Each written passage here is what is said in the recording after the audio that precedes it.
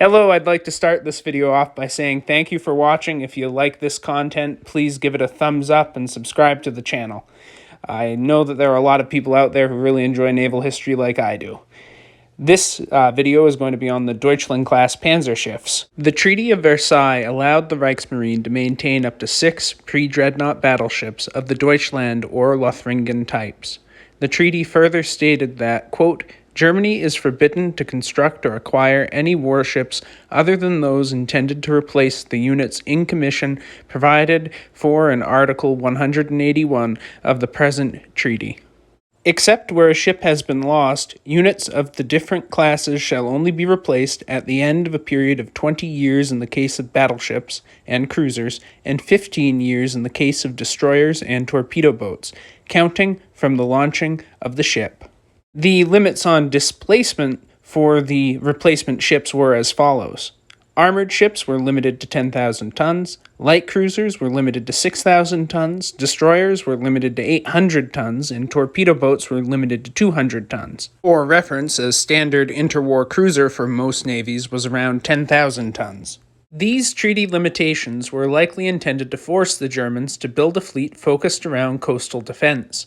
Many nations, for example Norway, Sweden, Denmark, and Finland, operated some type of coastal defense ships. Most of them were classified as armored ships. These coastal defense ships generally displaced somewhere between 4,000 to 8,000 tons. So 10,000 tons, with maybe a little cheating on that limit, would allow for a respectable design. The Germans evaluated several different designs, some with 15-inch guns, some with double turrets, and they evaluated several different turret layouts. They settled on 11-inch guns, as it would ease production issues and it would not provoke the British or French. In the years after the Treaty of Versailles, German shipbuilding industry was struggling and would not fully recover even before World War II. To save on displacement, the Germans would use a welded hull and a diesel power plant. The Deutschland-class Panzer ships, which translates to armored ships, a similar classification to the coastal defense battleships of the Scandinavian countries, were the replacements for Germany's aging fleet of pre-dreadnoughts. The Deutschlands mounted 6 11-inch guns and 2 triple turrets, 1 fore and 1 aft, and had a secondary armament of 8 5.9-inch guns, plus a variable number of lighter guns, which depended on which ship of the class and what time period. As the war progressed, more anti-aircraft guns were mounted to the ships, which is why their tertiary armament is somewhat variable. Their overall layout was reminiscent of a pre-dreadnought battleship or an armored cruiser. The old Deutschland-class battleships had 4 11-inch guns and 2 double turrets, 1 fore, 1 aft, and a much more extensive secondary armament of 6.7 and 3.5-inch guns. The Deutschland-class Panzer ships were of a similar yet smaller displacement and had lighter armor protection, though improvements in metallurgy likely improved its armor performance pound for pound over the armor on the old pre-dreadnoughts. The Panzer ships had a significant speed advantage over the old pre-dreadnoughts as well, being almost 10 knots faster. They also had an impressive range. The Deutschlands were able to cruise for over 10,000 miles at 20 knots. Their long range implies that these ships were built not just for coastal defense, but for commerce raiding and for showing the flag during peacetime. This latter role should not be underestimated. Many major powers would have ships make foreign visits to show the flag. Doing so with the older pre-dreadnoughts would have been very difficult. This idea is reinforced by the many port visits that the Deutschland made prior to World War II. Was this the only reason they had long range? No. The class was extremely well suited for commerce raiding. They could be kept at sea for prolonged periods of time by support ships sent out ahead of them. The Graf's Bay is a notable example of this. She commerce raided in the South Atlantic and Indian Oceans during the opening months of World War II. The Deutschlands were, before the Scharnhorst and Gneisenau, the only major modern capital ships that Germany had. As for their capabilities when compared to the aging pre-dreadnought battleships and the Scandinavian armored ships, they were superior by most metrics. Speed during any engagement is important, and both their speed and their armament were superior to any other armored ships operated by the Baltic or Scandinavian nations. Where the Deutschlands lagged behind was in their protection, that being a main belt of around 3 to 5 inches in effective thickness, depending on which ship of the class. This was enough to contend with the gunfire of most light cruisers. The Graf Spee, which sported a more impressive armored belt than her sisters at around 100 millimeters, with additional internal backing, was able to stand up to some fire from heavy cruisers, as demonstrated at the Battle of River Plate when she squared off against the York-class cruiser HMS Exeter. So let's evaluate the Deutschland's overall capabilities versus many of the ships they could have run into. The Deutschland class had the speed to outrun many Royal Navy battleships. She was several knots faster than the Queen Elizabeths and the Nelsons, and she was substantially faster than the R class, and the French dreadnoughts had no hope of keeping up with her in speed. The battlecruisers Hood, Renown, and Repulse were the perfect counter to the Deutschland class, able to outrun and substantially outgun all of them. All three ships sported substantially better armor as well. Running into any one of these three ships would have ended poorly for any of the Deutschland class. The French also developed the Strasbourg and Dunkirk as a counter to these Panzer ships. The Deutschlands were more than a match for any French or British cruiser, especially the Graf Spee with their improved armor. Most cruisers had a several knot speed advantage over the Deutschlands, though most did not come close to matching their firepower. A cruiser would be unable to stop a Deutschland if alone, though it could shadow it and report its position, allowing heavier battle cruisers to come and hunt it down. Light cruisers would have many of the same issues. Their 6-inch guns would be unable to substantially harm the Deutschlands, but they could still sit back out of range of the Deutschland's guns and radio their position, allowing battle cruisers to come in and finish the Deutschlands off. The best hope the Deutschlands had for avoiding these threats were by using their float plane to scout, allowing them to see over the horizon to identify threats and potential targets while commerce raiding. People have spent quite a bit of time trying to classify these ships, as they don't tend to fit neatly into any standard category. They are almost too slow to be battle cruisers, too lightly armored to be battleships, and too heavily armed to be cruisers. So, what did these ships actually do while they were in service? The Deutschland, later renamed Lutzow, was the first ship of the class. She can be identified by her older-looking superstructure. Notably, she launched herself. Being the only major German capital ship, she was tasked with undertaking various goodwill missions to foreign ports to show the flag. Notable visits include ones to Sweden and Scotland. Additionally, she undertook a cruise into Caribbean and South American waters.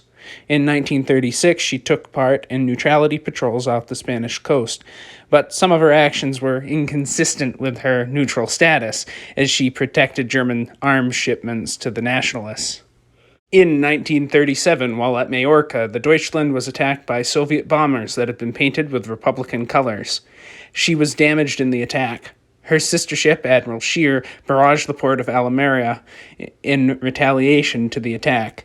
During the opening weeks of World War II, the Deutschland attacked Allied shipping in the North Atlantic with some success, though weather made raiding difficult. Her name was changed to Lutzow, as Hitler wanted to avoid a propaganda disaster if the ship was sunk carrying the name Germany. Lutzow was the only Panzer ship available for Operation Weissebull, the German invasion of Norway. Lutzow was present at the Battle of Drobak Sound, where the German cruiser Blucher was sunk by Norwegian coastal fortifications. Lutzow was damaged in the engagement and torpedoed on her way back to port, and heavily damaged. For much of 1941, she was under repair after an air attack damaged her. In 1942, the Lutzow, which had been deployed to Norwegian waters, ran aground and was heavily damaged. She spent the rest of the war trying to raid convoys and under air attack. British Lancaster bombers using tallboy bombs would eventually sink her in April of 1945. Admiral Scheer, the second ship of the class, also took part in some goodwill port visits before being deployed to conduct neutrality patrols during the Spanish Civil War. She barraged Almeria in retaliation to Republican airstrikes on German ships. Admiral Scheer was being refitted during the Norwegian campaign and was unavailable to take part in it. Through the latter part of 1940 and the early part of 1941, she took part in successful commerce raiding operations, making it into the Indian Ocean and as far as the northern portion of Madagascar. She was able to successfully return to Germany and was refitted. As surface raiding became more challenging, she found herself sitting in port for prolonged periods, coming under consistent air attack. Later in the war, she took part in coastal bombardment and refugee evacuation ahead of the Russian advance. She was sunk by British air attacks on the 9th of April in Kiel. The Admiral Scheer was arguably the most successful ship of the class. The Graf Spee, however, is the most famous ship of the class. The Graf Spee conducted neutrality patrols in Spain, visited a number of foreign ports, and slipped into the South Atlantic before the start of World War II. For the first couple months of the war, she successfully hunted commerce in the South Atlantic and Indian Oceans. Her spotter plane became inoperable, and she blundered into a group of British cruisers near the River Plate. Though she was able to hold up quite well against their gunfire, the battle damaged her fuel purification plant, which she needed to process fuel for her diesel power plant. Held up in the Uruguayan port of Montevideo, the Germans had insufficient time to make the repairs necessary. Fearing a potential engagement with a British battlecruiser, the decision was made to scuttle the ship instead of attempting to fight their way out. So, what lessons can we draw from the Panzer ships? Their performance during the war was underwhelming, but not terrible. 2 of the ships managed to make it to 1945. The Scheers and especially the Graf Spee's raiding experiences highlight the utility of scouting aircraft. The Graf Spee was doomed by its inability to use its scout plane. The Scheer was almost certainly helped by hers. If the Spee's float plane was operable, she may have made it back to Germany. As for the design of the Deutschland class, it was made for specific circumstances. Germany had to operate under tough treaty restrictions, and though the Deutschlands were probably one of the best designs they could have built, they were still outmatched by many other ships afloat. In the end, the Deutschland class, like most capital ships, was doomed by air power.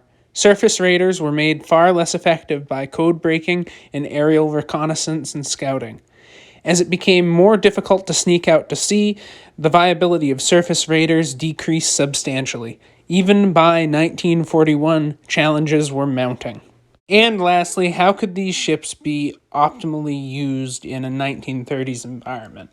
A commerce raider could have 2 objectives. One, of course, being raiding enemy commerce, but the other could be drawing off enemy capital ships from the primary theater of operation. The British were already stretched thin by the threat of the Italians in the Mediterranean, the threat of the Japanese in the Pacific, and the threat of the German surface units in the North Atlantic and North Sea. The Deutschlands, with their 11-inch guns, could theoretically force an enemy to allocate capital ships or groups of heavy cruisers to escort convoys. But drawing off these ships would only have a tangible benefit if they had a squadron of battleships to challenge the British in the North Sea. From what I could find about the costs of the ships, one could build about 1.5 to 2 Deutschland-class ships for every 1 Scharnhorst. So for the 3 Deutschlands, one theoretically could have had 1 to 2 additional Scharnhorst-class battleships by the outbreak of the war, if those resources went towards that. Of course, with the treaty limitations and the Weimar government, that was not really on the table. The core problem that the Germans faced during the run-up to World War II is that their shipbuilding industry simply could not challenge Britain's. So to wrap up this video, a little thought experiment for you to do down in the comments below. If you were in charge of the German Navy in 1937, with the 3 Deutschlands completed, what would you do with the historical resources that Germany had to put towards its navy to build the best possible fleet for 2 different scenarios, a war in 1940 or a war in 1945?